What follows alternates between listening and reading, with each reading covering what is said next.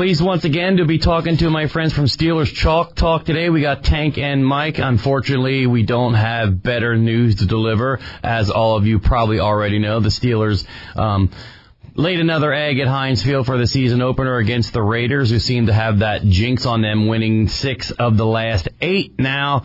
So before we do our little offensive and defensive critiques overall, let me know what you guys think, because I was thoroughly disappointed with a lot of different things, but just in general, again, I feel like Mike Tomlin didn't have these guys prepared. I don't know if they read too many press clippings about the Bills, or it was the fact that their defensive depth got really exposed when some of their frontline starters went down, but it just didn't seem like they had the intensity that I thought they'd have, in the game played out, as a little slog fest with minimal points being put on the board till the Stil'rs kind of withered in the heat down the stretch in the second half. So, what do you think, Tank? What? You mean you didn't go nuts when the Wizard of Boss nailed a 56-yarder? I mean, that alone, was enough to go, hallelujah, give me the cream, man. Boswell nails that 56-yarder, then the rest of it was really sucky. Well, yeah, the fact that the defense gave up the points every time after the offense scored was a disheartening trend that had happened last year. A lot of times the Stil'rs would pull close if they were losing or take the lead, and then Butler's unit would let them march right down the field. And that happened 3 different times yesterday when the Stil'rs scored, and they gave up a drive for a touchdown and 2 other field goals. So Boswell's field goal was a great feel-good story. I wasn't even sure they should have tried it. At that point in time, I was debating in my brain. I was like, I would just go for the first down, and then, in hindsight, it looked like the right call after the fact. But the fact that I knew he was attempting, which would have been the longest field goal in Heinz Field history, I didn't feel great about that decision, but that one at least worked out in Tomlin's favor. It did, actually. But I was talking to Randy, actually, what was it, last Tuesday or Monday, Randy, we were talking.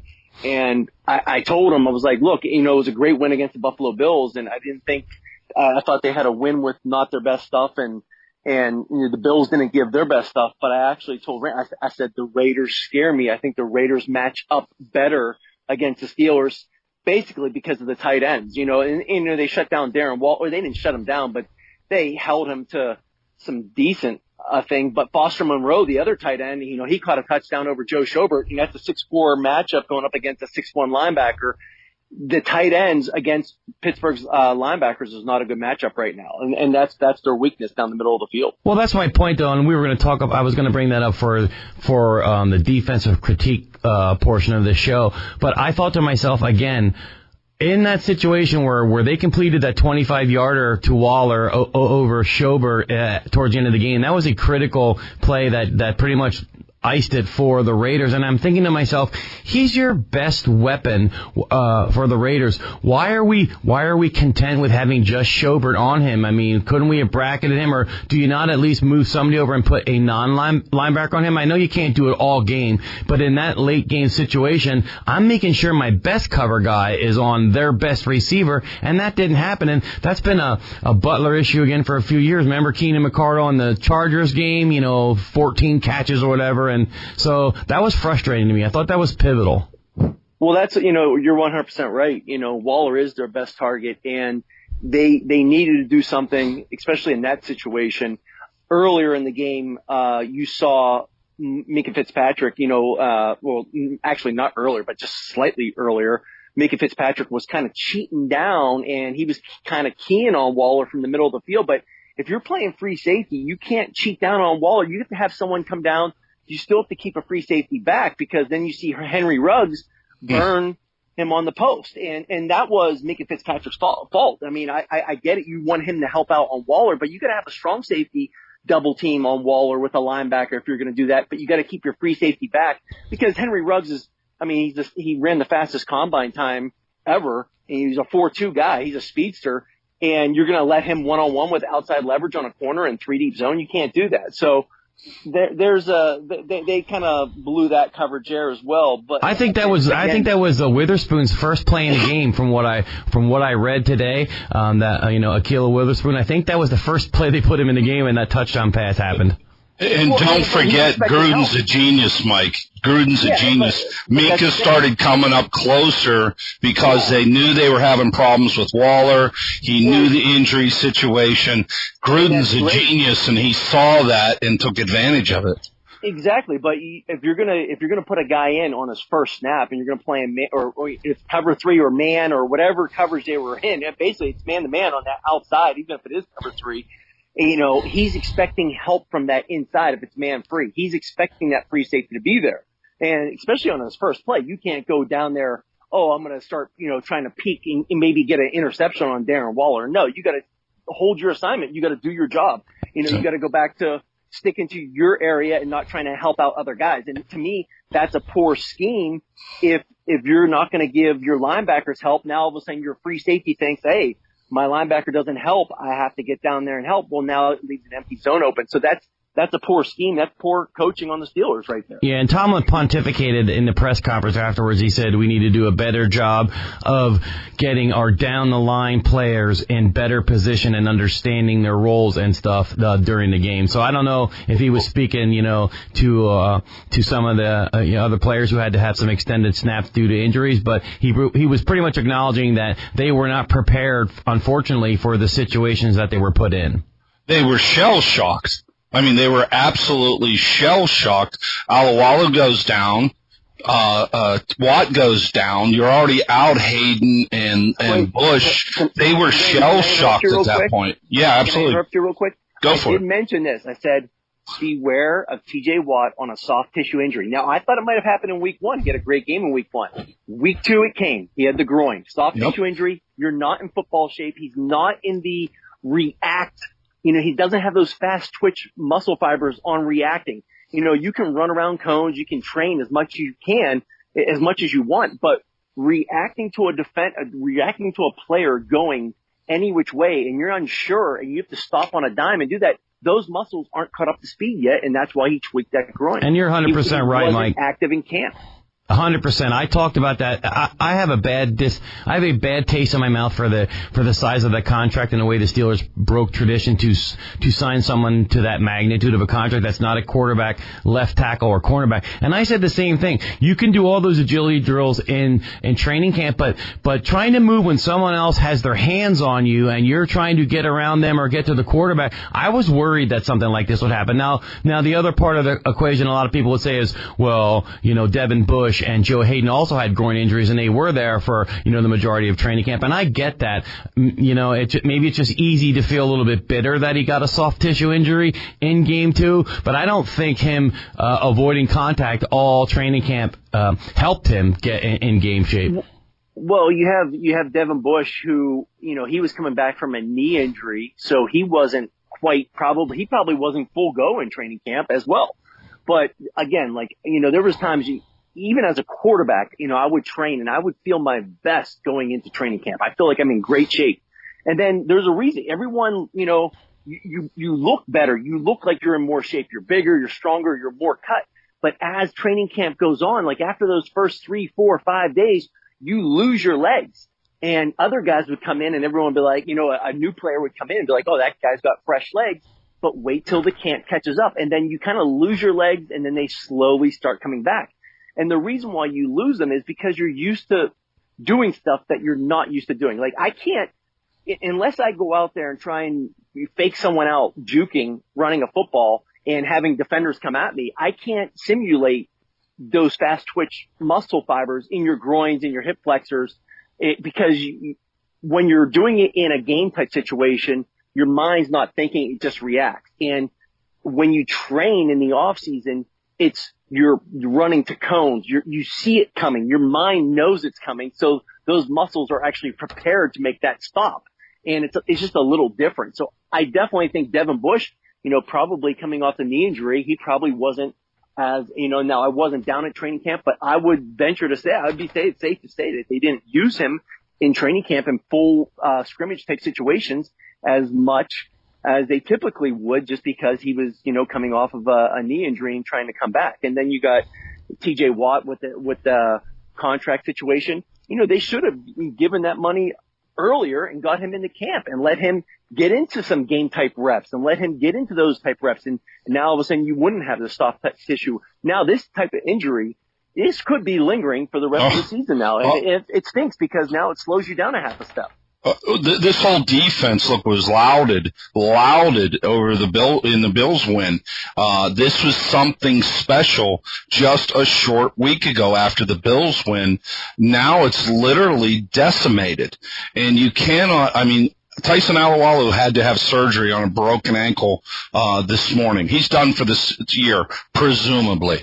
I mean, the push, even just the push he had on a couple plays that he was in yesterday was incredible, which, as we all know, when you got Cam Hayward and you got Alualu having an incredible push up the middle, and you have T.J. Watt, who, until he went out yesterday, was flying around everywhere.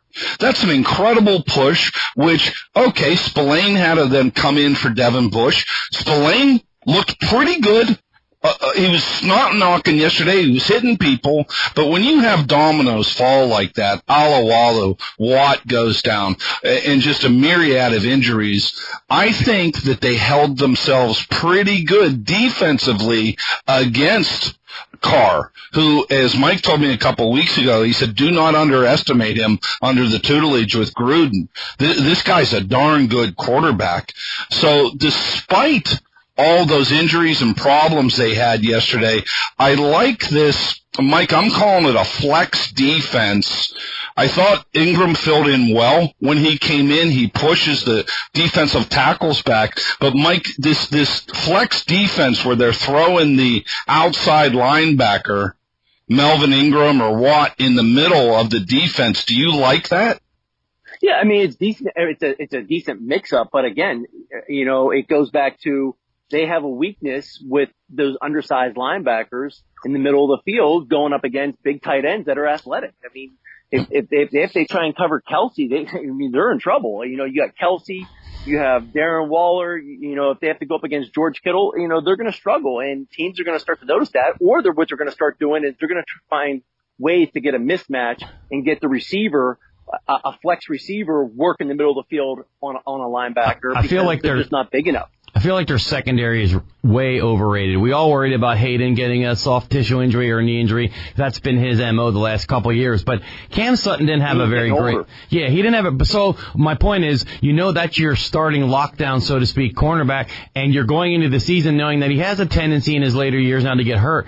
And, you know, Cam Sutton didn't shine yesterday. Justin Lade's a dud. He's just clueless out there, and Norwood wasn't so great. I mean, it's just seen... And I feel like didn't look very good either. Yeah, Pierre got exposed too. I feel like, man, if they don't find a way to get pressure on the quarterback again, we are in for a lot of long-term pain, because I don't think that secondary. You saw what Derek Carr did in the second half. Throws for 263 just in the second half. This changes everything.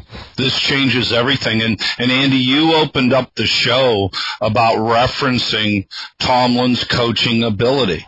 I think that was on full display yesterday. You saw an offensive genius in Gruden going up against a wounded Mike Tomlin's defense, and the Raiders got the better of them. I don't know if they come back from this. I really don't right now. Well, I'm not. Talk about that matchup. You looked at the Raiders. They had the Steelers starting to guess in that second half. 25 total rush attempts and 37 pass attempts. They were pretty well balanced. And then the other thing that surprised me was on the 3rd and 1, and then again on the 4th and 1, the Raiders just absolutely crushed the defensive line on those 2 QB sneaks. And 4th and 1, Derek Carr picks up 2.5, almost 3 yards on the QB sneak. And it was just like there was no push, and they were definitely confusing the Steelers defense. But I think the biggest coaching mistake that, you can sit there and say all you want, but the biggest coaching mistake to me was at the very end of the game.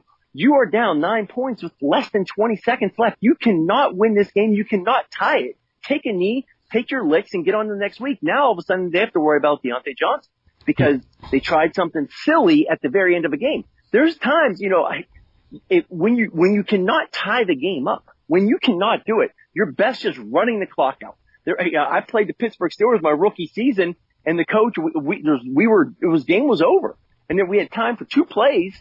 and he's trying to throw the ball down the field. I get sacked by Jason Gilden, and I break my foot. Now I'm out for the rest of the season as a rookie, and I lost I lost 2 games extra that could potentially help me develop, and now I have to sit out. And I hopped up, I took a snap underneath center and handed it off because I didn't want Ty Detmer to come in for 1 snap. But again, that was a situation. Marty Morningwig said to me, that was my fault. I should have ran the clock out. There was no chance we could have gotten the game tied, or, what if we score points? What does that do? Nothing. Right, and that parlays into the other Mike Tomlin. One of your star receivers injured. I mean, that just goes into the other Mike Tomlin big mistake, in my opinion, was he's always one to say, I don't live within my fears. But with less than 9 minutes to go in the game, he decides to punt from, on 4th and less than a yard. And we have the biggest quarterback, and we won't do a quarterback sneak. And beyond that decision in itself, it was an undisciplined game again with multiple personal fouls. Someone gets kicked out for spitting, whether he was spit on first or he spit back is debatable. It was just sloppy. Penalties when the ball stopped, whether it's offsides or false starts. It just seemed like Mike Tomlin did not have them ready. And I for one, was very disappointed that they didn't go for it on that 4th and 1. He said in his press conference, we felt like we could stop them, which I don't know why. They scored pretty much on every possession in the second half except for one other punt. But he goes, and we did stop them. But what he didn't want to tell you is they ran another 2.5 minutes off the clock and got a first down in between the Steelers punt and stuff. So I just thought, man, either you have absolutely no faith, and you might be right to have that in getting a yard, but why don't you just burrow your big 6'4", 270-pound quarterback and try? It seemed like that was waving the white flag to me. You got to go for it. You have to. I mean, it's a state. Again, football is such a state of mind. That warrior ethos has to be in the team. We need a yard, and we're going to get a yard. You've got Kevin Dotson, man. The guy's a human bulldozer. Kendrick Green's a rookie, yeah, but he's a mean little cuss, too. Trey Turner, up until he got thrown out, is looking pretty good. Those guys could have gotten that yard. I'm with you, Andy. It's a state of mind, and let's say they get it. That keeps them going, man. It keeps them moving down the field. However, I'm going to take a big step right now and throw it to you guys on this. I really liked what I saw in Matt Canada's offense during training camp. After 2 games, I'm really worried about Matt Canada. He may not have what it takes to play in this league. But I'm not so sure it's Matt Canada's offense. I mean, it was in the second series of the game. You saw a little play action fake run, and then you see Ben trying to force one in down the sideline to Claypool. It almost gets intercepted. And if he realized, hey, look, the corner's sinking in this look, the linebackers are sinking, he could have easily dropped it down to Juju, who was on the end around, or Najee Harris on the play action fake. He checked it down. They pick up an easy 10 yards. Easy, because the defense got so soft on that play action. It wasn't the best play action. It was bad. But then he tries to force it into Claypool. I feel like, and then there's another time he takes a shot down the Claypool down the sideline again on a go route when you have crossing routes that are wide open. I feel like and I know the Steelers in the past they've given the quarterbacks a green light to take that one-on-one matchup on a go route on the outside when you have a flanker drive or a basic cross by the tight end. And Ben always seems to do that. And instead of just hitting the easy one sometimes while he's on the move, he does a lot of those short checkdowns or those little stick routes or curl routes, but the receiver's not on the route. They've got to get Chase Claypool coming on a shallow cross or on a drive route the way the Eagles used to do with Terrell Owens. And you'd see T.O. catch a 5-yard pass on the run and then turn up the sideline. Chase Claypool has that ability, but they just keep on running him vertical routes and just throwing jump balls up. Yeah. Mike, let me ask you this. When you're going through your progressions, okay, let's say your number 1 is covered, okay, and even your number 2, and you've got to go to your number 3. That's another second to 2 seconds that you've got to stand in that pocket, right? He got hit 10 times yesterday. One of those hit, I was shocked he even got up from again. I think he is losing confidence really quickly in his 2 tackles, And especially after getting knocked around yesterday, and I think what he was doing on the Claypool throws was not even going through progressions and just wham, hitting his first receiver and trying to get the ball down there. But that's been the way the Steelers have been the past 5 years. You know, they always, anytime they get that one-on-one matchup, they take that shot. And it's not always the best thing. Sometimes just let the play, just trust the offense, trust it. But you are correct. You know, the left tackle is definitely a weak spot. Okafor, you know, he was chasing, even in the run game, he was chasing defenders. You know, you see him running defenders as they're making tackles on Najee Harris. And he's not really, when they do give him a hole, I give him a little crease. I mean, he's able to bust it and do something great. But, you know, they need to find ways to get him the football more in space the way they do with McCaffrey, and they also need to find ways to get the ball more to Freiermuth. Absolutely. Friar Tuck out of Penn State, man. I mean, this kid's a football player. I mean, we're in week 2. Until the second half, and it was crazy. I need to get the tight end the football. Absolutely. And Najee, Andy out of the backfield. And this is why I opened up with this statement. I'm really worried about Matt Canada's offense right now. I mean, you can see a rhythm to the game as a good coach. You can call a great game as an offensive coordinator. We saw it with the Packers last year throughout their playoff run. That was a symphony at times with the Packers. You know, I know it's only week 2, and you know, and to cast that aspersion on Matt Canada is pretty heavy at this point. But again, why not use Freiermuth? You know he's a player at this point. You know Najee's a player. That touchdown run by Najee tells you everything about him. I mean, to me it does. I mean, that athletic move on that run was just, you have a football player there. Yeah, so I'm just so concerned with this offense. Yeah, he's an extremely athletic running back, and he's the type of player where you need to get him the ball in space in the passing game, the way they do with Christian McCaffrey, the way the Packers do with Aaron Jones. Najee Harris is that type of running back, and you can find ways to get him the football in the passing game, getting people pushed upfield and dropping it underneath to him. Now, all of a sudden, you can create good mismatches. But again, I still feel that they're force-feeding Juju too much right now. I don't see it. I mean, I know, you know, he's a good possession receiver, but to me, he doesn't have the speed to really pull away from someone on the run after the catch. Yeah, he's decent, but I would like to see the ball, you know, to spread around to some other guys more. A couple things that I noticed from that game is the Steelers, once again, are woefully ineffective at the mid-range pass across the middle of the field. Everything goes to the sidelines, which is a problem. I don't know why they don't have a mid-range game plan. It seems like the same route trees that we saw last year we're seeing again. I see Chase Claypool making some big plays, but he still drops a lot of contested, you know, what Tomlin likes to call combat catches. If he's going to be 6'4", and then he's going to come down with some more of these balls, because I don't want them to be 50-50 jump balls and all the time. Well, you know? That's what they are. They are 50-50 right. balls. And sometimes Ben was throwing to space. There was nobody there. I don't know where he's throwing. Like, it's either like a 3-yard pass or a 40-yard pass.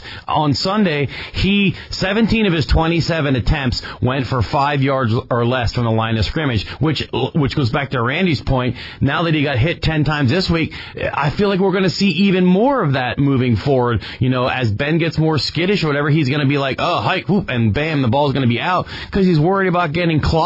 So I don't know how it's going to get any better unless the offensive line gets any better, and I don't see that happening. And Mike played at the pro level, and he's probably got a better answer than I do. To me, you go back to basics on offense this week. Run the ball. You know at least that these 2 guards you have are solid. You know the center is coming along. I liked his aggressiveness yesterday. He almost got into a fight. Get the ground game going to the best you can. Najee Harris is the kind of back who seems like he needs to get his speed going a little bit.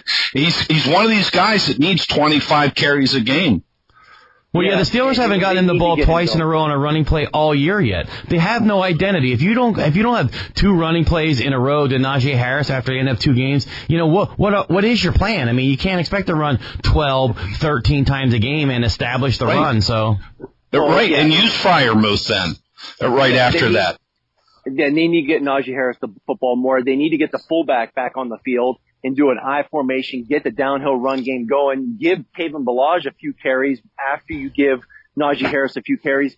Really force feed that run. You got to just keep on pounding it and trust the process. Yeah, don't get me started on that Derek Watt contract. Oh my Lord, the money they paid him, and they have not used him at all in the offensive game plan. To be a special teams guy, yeah, that's what they do. He's a special teams guy. I mean, $8 million. It's serious, and it's a waste of money. I mean, you got to get him on the field in the offense. You got to get them going downhill.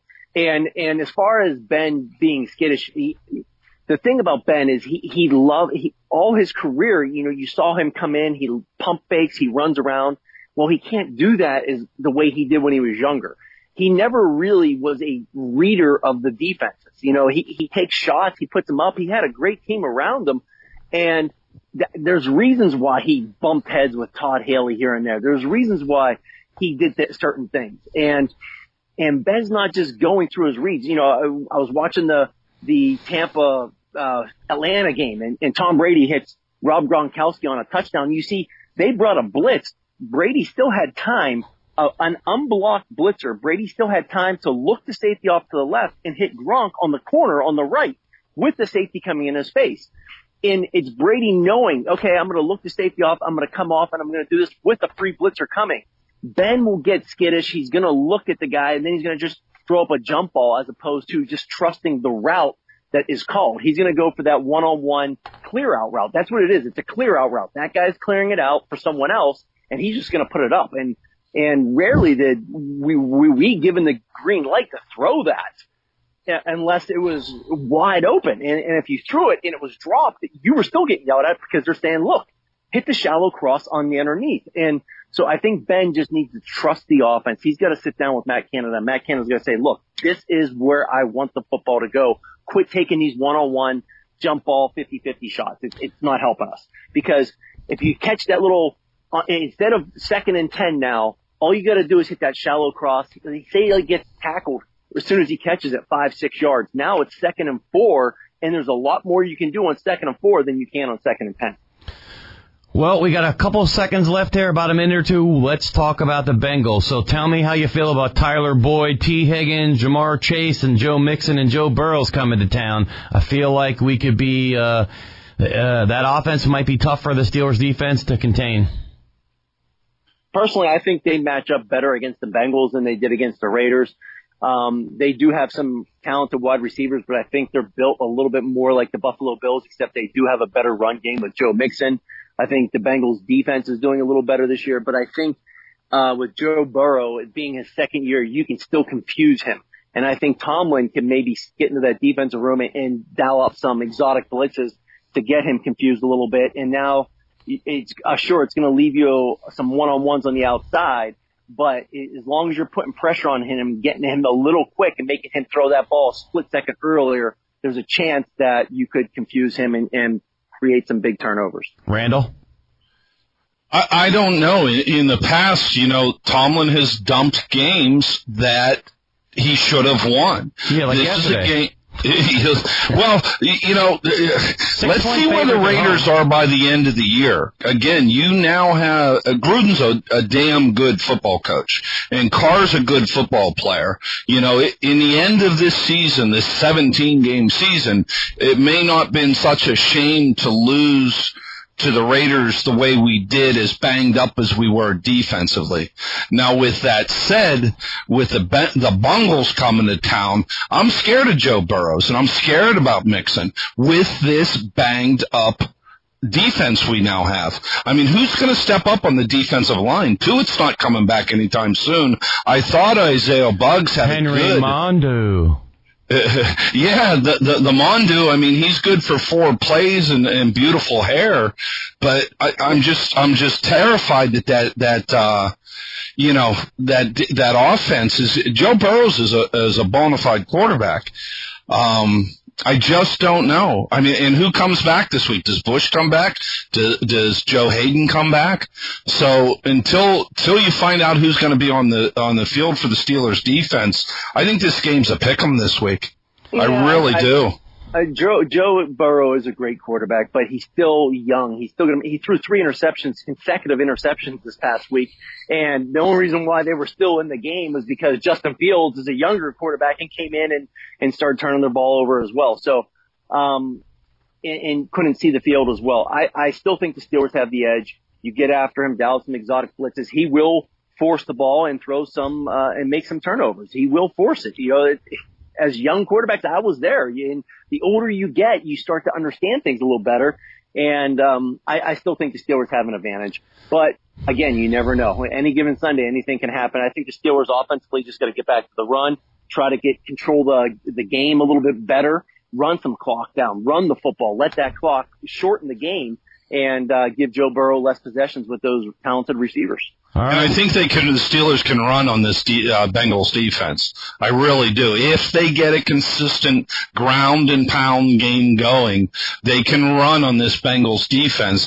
And then off of that, if you're smart enough to use Freiermuth in the right way, that eventually opens up down the field passes. But if the Steelers continue on with this offense, playing the way it is, I mean, it's just ridiculous.